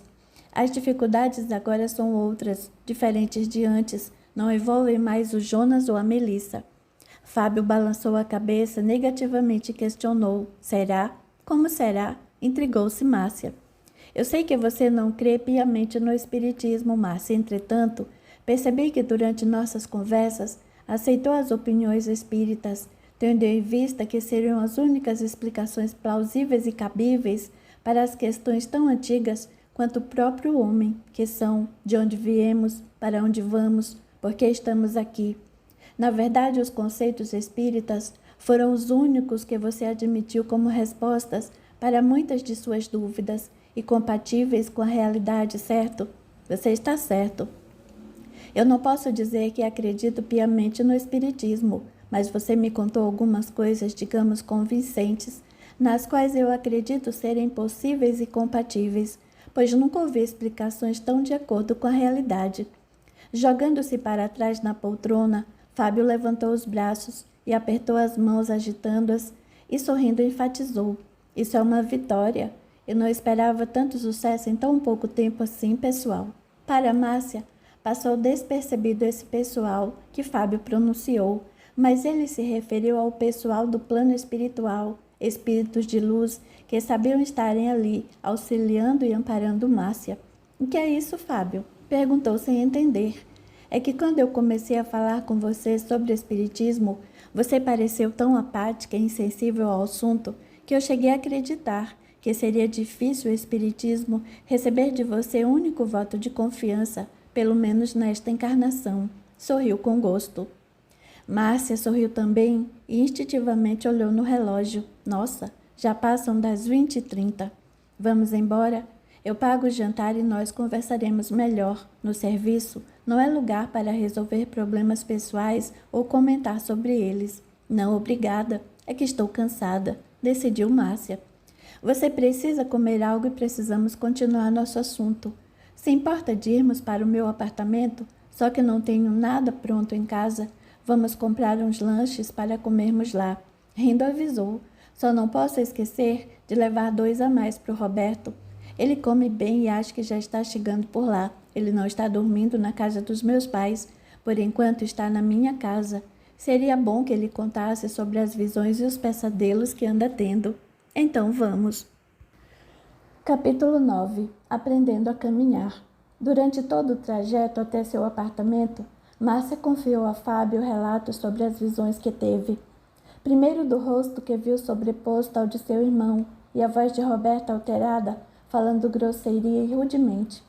Contou-lhe também sobre o acontecido na noite anterior, quando Roberto acordou gritando e ela na penumbra viu um homem perto de seu irmão, como que querendo estrangulá-lo. Detalhou tudo exatamente como aconteceu. Fábio ouviu atento. Só desejava que quando fosse esclarecer Márcia sobre o estado de Jonas e Melissa, ela aceitasse. Já no apartamento, viram que Roberto não havia chegado. Márcia guardou os lanches que trouxe para seu irmão e foi arrumando a mesa para ela e Fábio comerem, pois agora já não se aguentava mais de fome. Havia ficado sem almoço e se sustentou somente com café e alguns biscoitos. Eu pensei que estivesse brincando quando disse que iria trazer 2 lances desse tamanho para o Roberto. Não, eu não brinquei, riu. Era verdade, ele come muito bem. Venha, sente-se aqui, Fábio. Durante o lanche, Márcia relatou ao amigo mais detalhes sobre as visões que Roberto tinha quando criança e, voltando aos dias atuais, lembrou-se e perguntou: eu disse a você que as brigas e os problemas de hoje nada tinham a ver com Jonas e Melissa, e você respondeu: será? Por que duvida? Quando eu expliquei o que é espiritismo, comentei sobre as colônias espirituais e umbral, o estado intermediário de perturbação e algo mais. Apesar de ter falado muito, fiz somente um breve relato, curto e grosso, das condições em que um desencarnado pode permanecer. Há espíritos que após o desencarne ficam ligados pela própria vontade ao plano terreno. Eles sabem que estão desencarnados, mas às vezes não aceitam a nova condição, não querem ir para as colônias, nem receber tratamentos, podendo ficar vagando por anos e anos entre os encarnados. Sentem-se tão vivos, pois é isso realmente o que se experimenta. Não admitem um desencarne e não querem sair daqui deste plano. Eles acabam ficando e acompanhando os seus parentes encarnados, amigos e desafetos também. Sabe, Márcia, existem também os espíritos vingativos que passam a perseguir e perturbar todos com quem não se deram bem quando encarnados. Eles se acham injustiçados e querem se vingar daqueles que creem tê-los prejudicado de alguma forma. Então, agora desencarnados, não podem ser vistos e ouvidos normalmente como antes. Diante do silêncio atencioso da amiga, Fábio prosseguiu após breve pausa. Para esses espíritos não há muito limites. Eles entram e saem de qualquer ambiente que lhes seja propício, ou de lugares e lares compatíveis com a índole, a moral e o grau de evolução espiritual que têm. Veja bem, Márcia, será de acordo com as suas práticas, com o seu nível moral, que poderão acompanhá-la em todos os lugares e, com o tempo, se familiarizarem com você, dizer-lhe coisas que não pode ouvir normalmente, mas acaba registrando como um sutil desejo ou pensamento, acreditando que são seus. A princípio, você pode não aceitar uma ideia absurda e afastá-la. Entretanto, com o passar dos dias, de acordo com a sua firmeza e fé, acabará ou não, se deixando levar por uma ou outra sugestão, sempre acreditando que aquele pensamento é seu. Tudo é tão sutil, tão suave, que nem perceberá, e quando se der conta da situação, terá adquirido uma quantidade de problemas que por si mesmo normalmente não os teriam provocado. Eu entendi, Fábio, mas não compreendi. Como eu posso aceitar um pensamento que não é meu? Jamais eu faria isso ciente de que seria prejudicada. Primeiro, nunca saberá que os pensamentos não são seus. Eles vêm como ideias, sugestões. Vou dar um exemplo. Beber demasiadamente é prejudicial e vicia mesmo quando não se é alcoólatra. Sabendo disso, hoje decidi não beber, mas talvez aceite um aperitivo em uma festa ou finais de semana. Você está consciente do seu limite. Haverá um momento em que dirá, chega, e chega mesmo, e não beberá mais. Daí aproxima-se um espírito que não gosta de você, que vamos denominar obsessor, e lhe diz, Márcia, esta cerveja está uma delícia, toma só mais um copo. Amanhã é segunda-feira e você não vai beber pelo resto da semana, vai tomar só mais um pouco. Você não ouviu as palavras dele, mas sente um leve desejo de beber mais um copo. Por ser de personalidade firme, não bebe. Isso acontece um dia, outro e outro dia, só que você não cede. Chegando ao seu limite de bebida, para mesmo e não aceita mais nada. Mas sabe, Márcia, nem sempre somos tão firmes, principalmente quando não temos orientação. O obsessor tem todo o tempo do mundo, pois não tem nada para fazer, a não ser planejar meios de vingança. Ele ficará dias e dias tentando-a, não perderá uma única oportunidade, até que por um motivo qualquer, principalmente quando se está chateado, angustiado, sem disposição, e o obsessor já está bem familiarizado, será nesse dia que você aceitará mais um pouquinho de bebida. Nem outro dia qualquer, resolverá só tomar um vinho sozinha e sem motivo nenhum, acreditando que o desejo é seu, pois as frases do obsessor ficam tão familiares que parecerão com as suas, ao soarem em seus pensamentos como uma vontade. Quando se der conta, já se tornou uma alcoólatra e pior, não vai admitir isso, e dirá que bebe porque tem vontade e poderá parar na hora que quiser. Só que você não vai parar. Não sem a ajuda de alguém ou de uma instituição, de um centro espírita e de muita força de vontade, pois o obsessor não vai deixá-la. Ele já tomou conta de você, de seus desejos, e já terá feito de você, digamos, uma escrava. Márcia ouvia tudo atentamente, mal piscava. Lembrou-se de que tempos atrás observou que Roberto passou a beber mais e João Vitor, que não bebia nem jogava, começou a fazê-lo. Agora ela entendia o que Fábio queria lhe dizer. Então perguntou, no espiritismo há cura para isso? A cura está em cada um de nós, o Espiritismo orienta. Deus nos criou igualmente, com as mesmas virtudes e força de vontade. O Espiritismo somente tira o véu de muitos mistérios e mitos, como que de ninguém é escravo de alguém ou de alguma coisa se não quiser. Sempre haverá pessoas dispostas a ajudar aqueles que desejam se libertar, e é lógico que, quando se quer, os nossos amigos espirituais, nosso anjo guardião protege-nos, sustenta-nos e ampara. Assim como os espíritos, ainda sem entendimento, podem nos influenciar de acordo com o que queremos, os espíritos superiores também o fazem, conforme nossos desejos e força de vontade. Fábio sentiu-se feliz, pois Márcia passou a aceitar o que explicava, sem aquele ar arrogante e irônico de quem duvida de tudo. Ela estava mais calma e absorvia palavra por palavra do que o amigo dizia, e vagarosamente sentia-se cada vez melhor. Eles não podiam ver, mas o amigo espiritual de Fábio passou a envolver a moça com energias calmantes e revigorantes, pois no início da conversa, enquanto Márcia falava, Fábio fez em pensamento uma oração, solicitando auxílio espiritual para que ela se acalmasse e ele também fosse guiado a falar com lucidez e sabedoria. Márcia respirou aliviada e comentou: Outro dia ouvi minha cunhada Rose conversando com minha sobrinha Bárbara sobre o espiritismo. Eu não prestei muita atenção no que falavam, mas ouvi a Rose dizer que visitou um centro espírita. Para ir a um centro espírita é necessário algum convite, quando se paga pelo atendimento.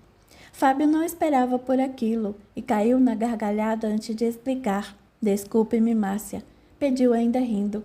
Eu não contava com essa dúvida. Bem se vê que você nunca ouviu falar de espiritismo. O atendimento no centro espírita, que segue os preceitos da doutrina espírita, que foi codificada por Allan Kardec, motivo pelo qual alguns chegam a falar espírita kardecista, é total e completamente gratuito, não se paga nada. Nada? Que interessante. O que fazemos então? Levamos velas, flores ou comidas? Não, não. Disse Fábio ainda sobre o efeito de um riso gostoso. Não se usa nada disso. E como são feitos trabalhos? Há trabalhos, não há? Nós trabalhamos, usamos o Evangelho, os ensinamentos do Cristo, orientação através da palavra, muita fé e orações a Deus e ao Mestre Jesus. Acreditamos que eles sabem do que precisamos e enviarão seus emissários, a fim de nos sustentar de acordo com a nossa fé. Márcia surpreendeu-se. Nunca soube de alguém receber benefícios gratuitamente.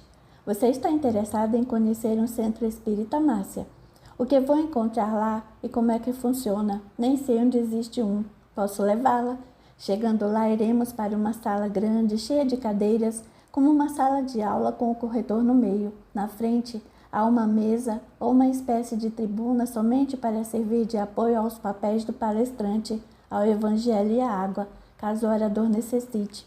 Normalmente uma pessoa, provavelmente um dirigente, nos cumprimentará de uma forma geral. Em seguida, haverá uma oração inicial, a leitura ou citação do Evangelho, as explicações do palestrante sobre o que for lido sob uma visão puramente cristã, breves vibrações desejando paz ao mundo e auxílio aos necessitados, e outra oração para terminar. Não encontrará nada de extraordinário, somente para que as pessoas possam se tranquilizar do dia agitado que tiveram e se harmonizarem com as vibrações e energias salutares. É comum colocar uma música suave antes do início da palestra, ou então, quando existe no centro voluntários que formam um coral de vozes angelicais, somos recebidos com alegria de lindos cantos. O centro espírita é um lugar muito calmo, equilibrado e bem tranquilo. Existem os passes que são apenas a imposição de mãos a fim de lhe passar energias, vibrações boas, salutares e de recomposição. Ninguém vai tocá-la.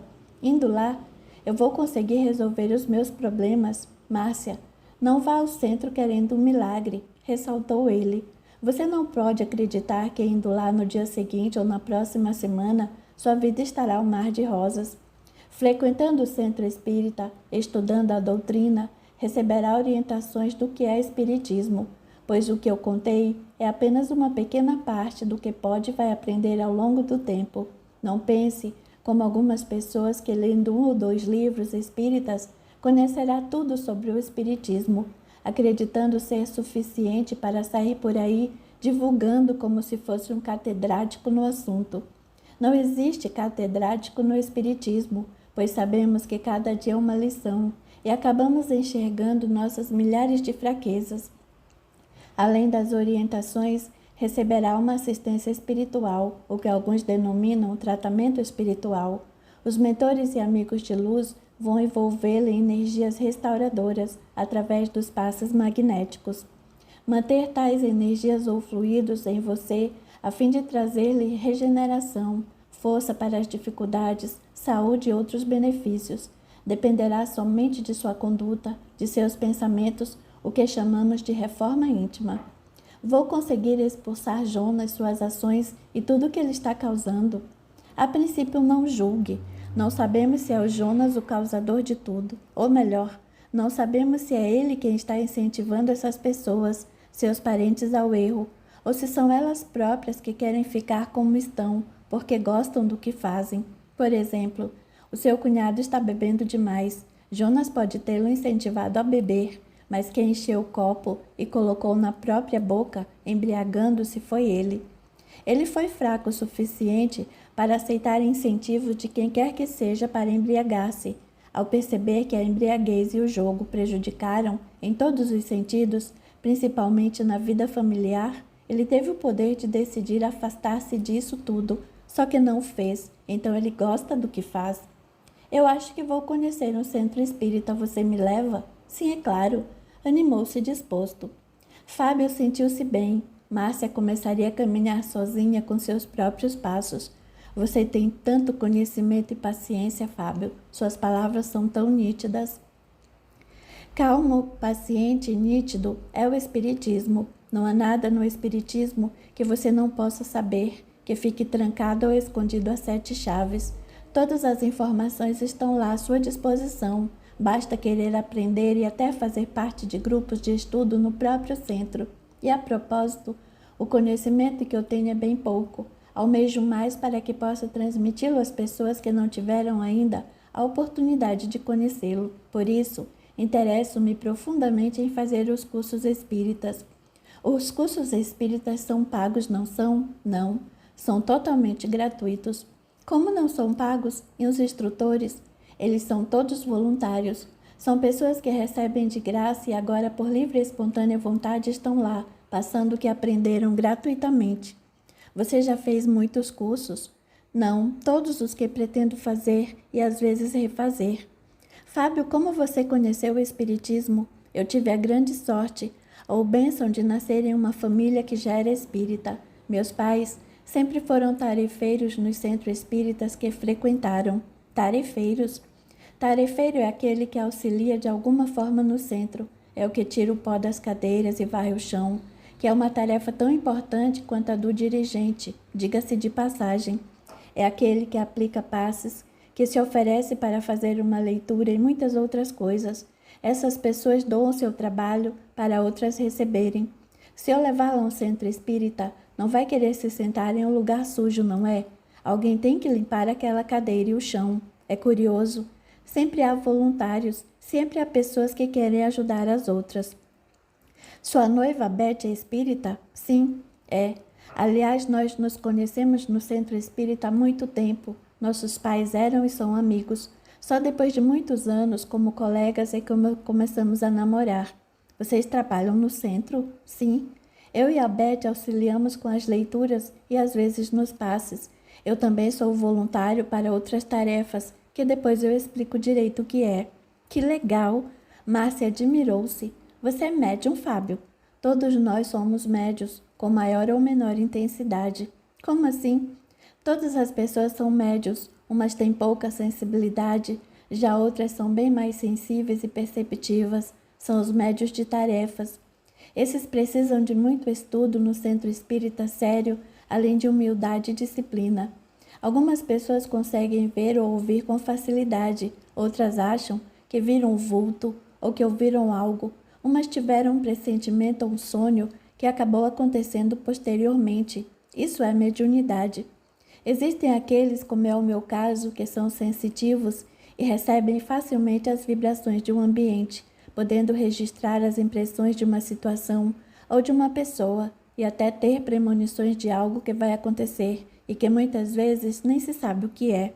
Vou contar uma coisa. Tudo que se passa comigo eu comento com a Beth. Além de noivos, nós somos muito amigos. Teve um dia que eu cheguei para ela e falei: Beth, eu soube que a Márcia vai ficar alguns dias no Rio de Janeiro. É coisa de rotina do serviço. Ela foi convocada para instalar alguns sistemas, coisas simples, mas quando eu soube não gostei nada.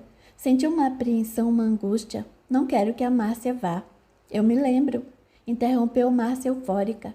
Nas vésperas de eu viajar, você ficou me rodeando, perguntando sobre a viagem, onde eu ia ficar. Eu cheguei a pensar que você queria ir em meu lugar, que quisesse viajar para o Rio.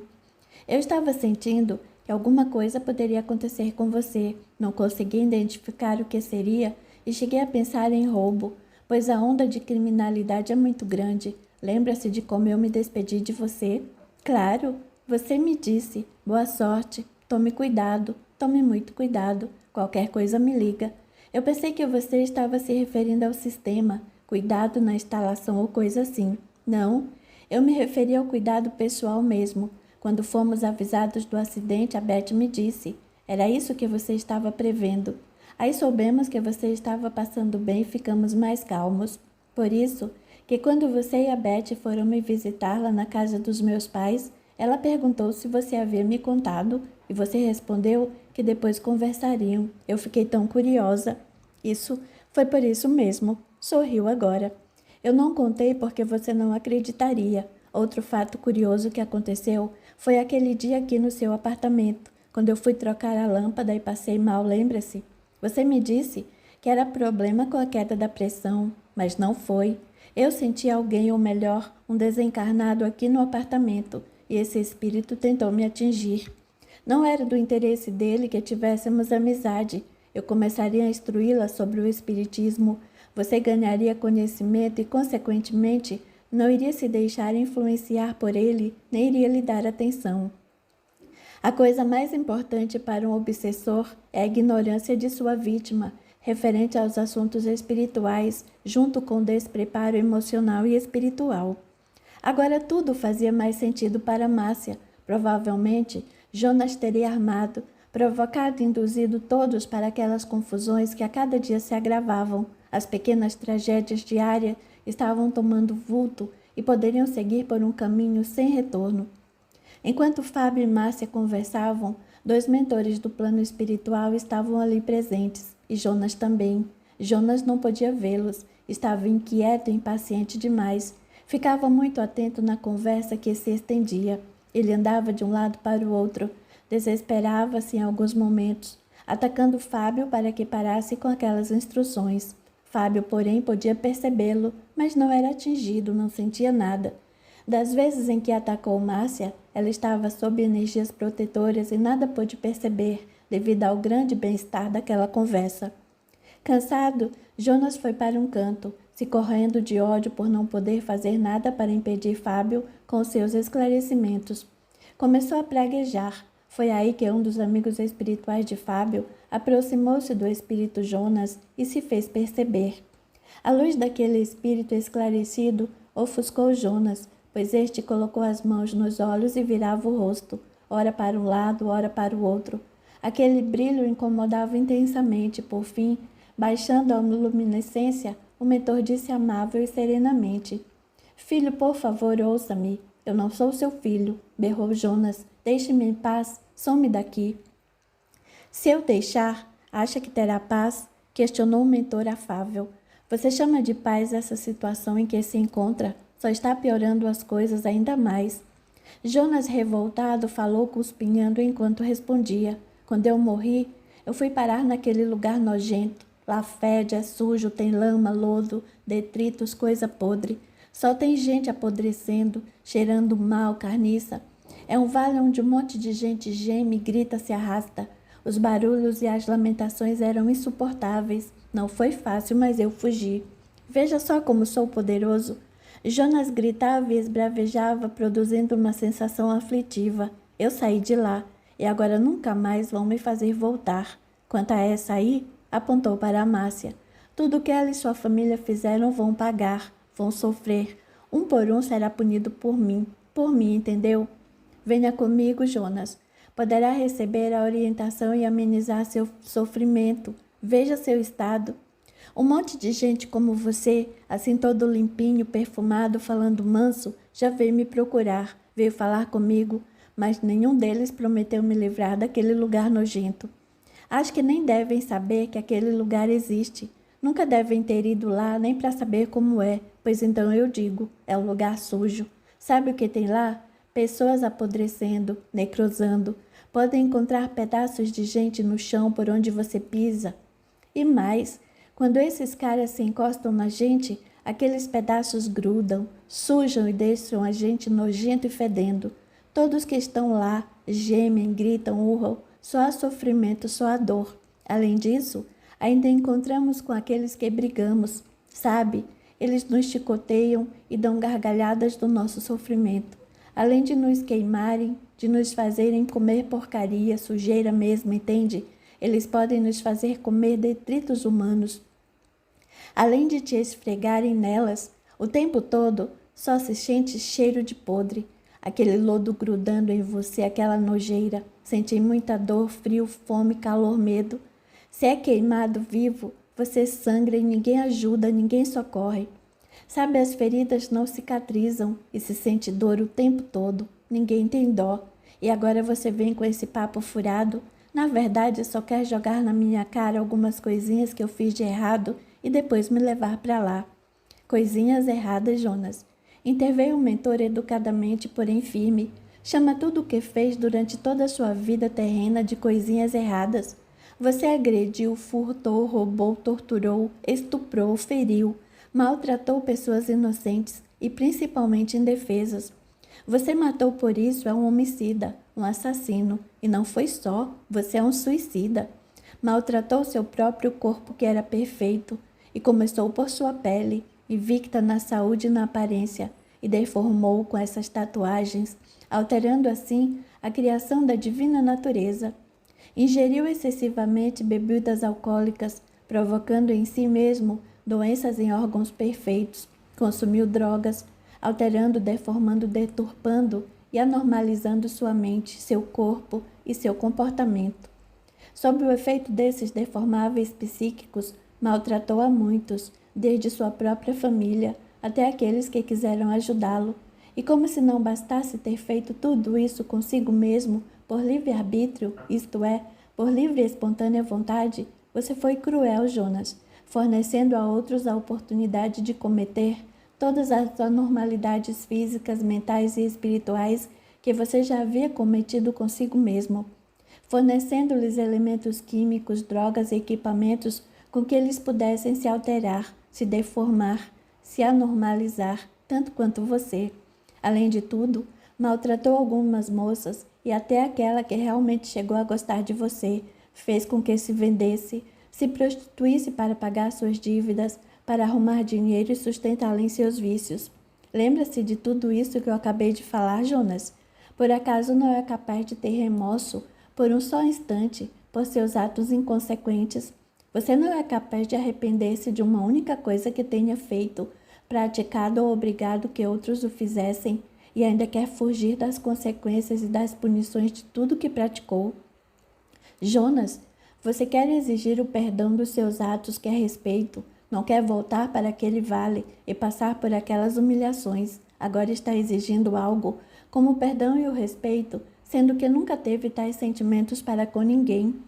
Jonas manifestou-se furioso. E Deus? Onde está esse cara? Todo mundo vive dizendo que ele perdoa, não é? Jonas, Deus não perdoa. Quero deixar bem claro que Deus não poderia perdoar as faltas de ninguém. Deus é Pai.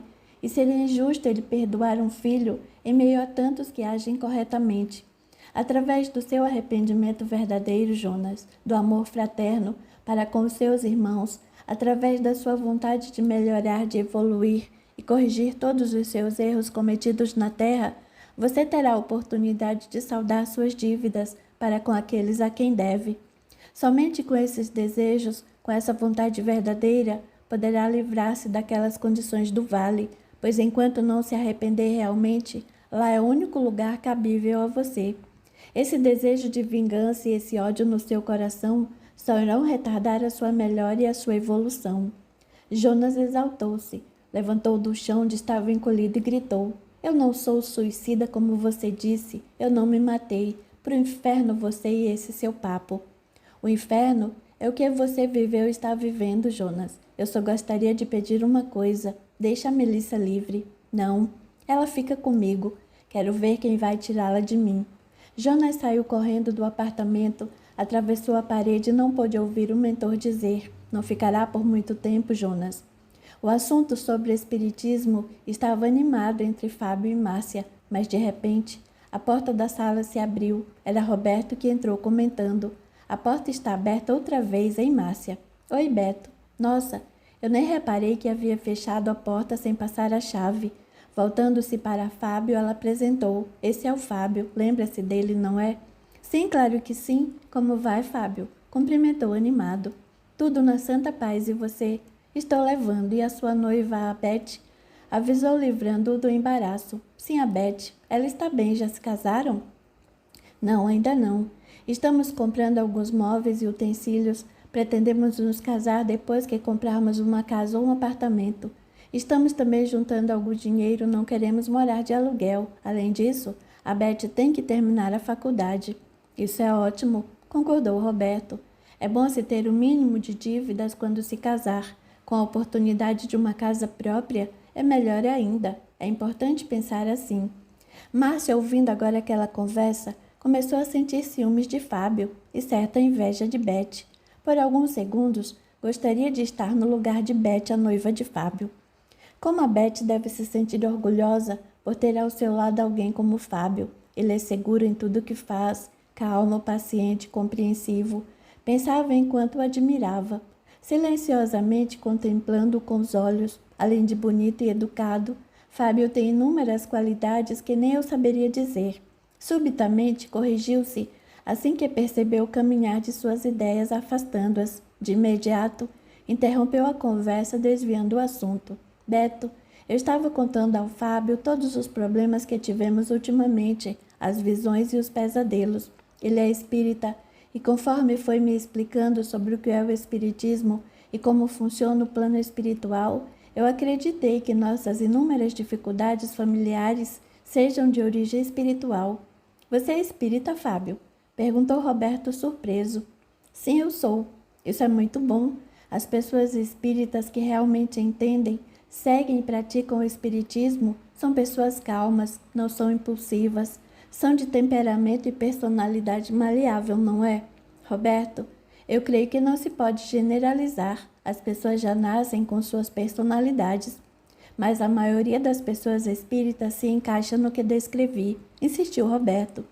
Eu creio que essas pessoas, continuou Fábio, nas quais está se baseando para tal afirmação, já possuem um temperamento tranquilo ou entenderam muito bem os ensinamentos cristãos da doutrina espírita. Assim se reeducaram ao falar e ao agir em qualquer situação, mantendo um bom comportamento e o equilíbrio de suas emoções. O espiritismo não muda a personalidade de ninguém. Quem faz a mudança das atitudes é a própria pessoa. Você conhece algo sobre o espiritismo, Beto? Perguntou Márcia curiosa. Lá na gráfica, há vários funcionários espíritas, incluindo as duas secretárias. Esses funcionários são os mais calmos, compreensivos, são os que mais colaboram. Tem um senhor lá que me disse ser espírita há mais de 30 anos.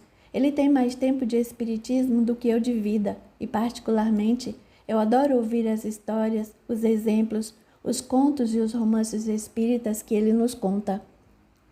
E você nunca teve vontade de conhecer pessoalmente o que é o espiritismo? Nunca quis ir a um centro? Perguntou Fábio. Primeiro é que o tempo é curto. Segundo é a preguiça mesmo. Esse senhor do qual falei já me convidou algumas vezes e até me deu livros espíritas. Eu cheguei a comentar sobre as minhas visões e ele disse para eu ir assistir algumas palestras, que seria bom fazer cursos para entender melhor, mas eu não senti necessidade. Fábio lamentou, mas não disse nada. Só lembrou de uma frase que escutou no centro: quem não vai por amor, acaba indo pela dor. Márcia comentou imediata: Eu não sabia que você conhecia algo sobre o espiritismo, Beto. Nunca me disse nada. Só o que eu conheci até hoje que falasse sobre espíritos foi o que algumas colegas me disseram, mas não era sobre espiritismo. Eu nunca quis ou me aprofundar em detalhes com elas, sabe, Fábio? Nós fomos criados no catolicismo e qualquer coisa que se afastasse da igreja era considerada coisa do demônio para os meus pais. Riu debochando. Por isso sempre tive medo e nunca quis ir nesses lugares ou procurar por essas coisas como minhas colegas. Talvez esse medo a tenha protegido muito, esclareceu Fábio. Às vezes no centro espírita não haverá atrativos, a princípio para os jovens e adolescentes, porque lá não encontrarão danças, exibicionismo de coisas extraordinárias, oferendas ou qualquer outra coisa. Existem trabalhos de auxílio ao próximo, como confecção de cestas básicas, roupas aos necessitados, enxovais para gestantes carentes. Mas ajuda quem pode e quem quer. Ninguém em um centro espírita dirá que você vai comprar um carro novo ou que vai ter uma promoção se lhes der dinheiro ou outros agrados. No centro espírita, conseguirá orientação e com essa orientação entenderá por que você está passando por determinado problema ou ansiedade. Daí você, e somente você, vai crescer espiritualmente, evoluir, solucionar seus problemas e acertar a sua vida com harmonia e amor, agindo melhor diante dos fatos, com fé em Deus que sempre estará amparando. Assim sendo, viverá de bem com você mesmo e com os outros à sua volta. Agora há pouco, você me falou sobre os mentores espirituais, que eles nos ajudam, exclamou Márcia. Fábio sorriu e completou. Ajudam? É claro que ajudam. Da mesma forma como eu exemplifiquei há pouco que o obsessor fala, mesmo que você não dê ouvido, começa a ter pensamentos e desejos estranhos, que com o tempo, aos poucos, de acordo com a sua aceitação, ele vai se afinando, familiarizando-se com você, que acaba por aceitar as ideias dele como se fossem suas. Os espíritos mais elevados, amigos, podem sugestioná-la também, só que com uma grande diferença. Eles, os espíritos esclarecidos, vão influenciá-la a ter atitudes positivas, pensamentos bons. Nunca, jamais dirão para tomar mais um gole ou fumar mais um cigarro, ao contrário.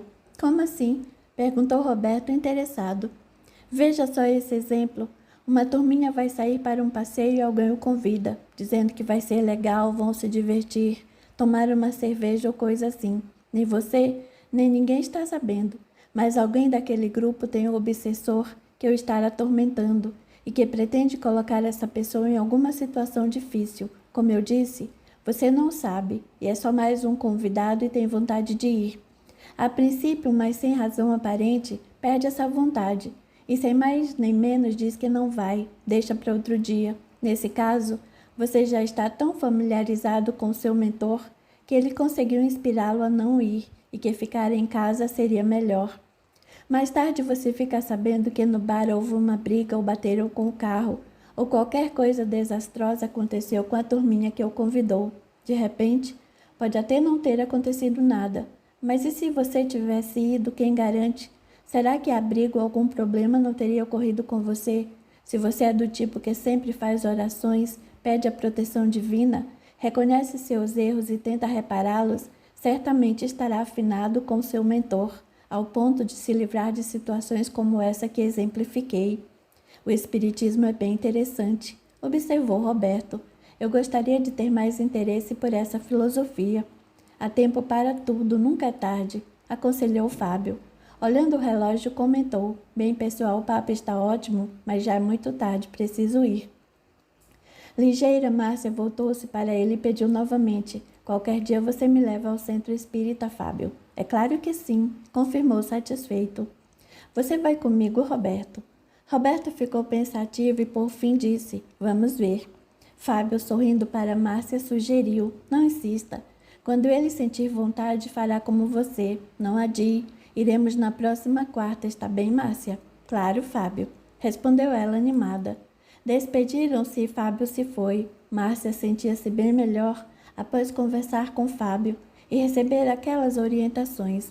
Apesar de não ter resolvido nenhum de seus problemas, sentiu-se mais confiante, mais forte para encará-los. Seu bom humor e felicidade acabaram contagiando seu irmão Roberto, que antes, ao chegar, não se sentia espiritualmente bem.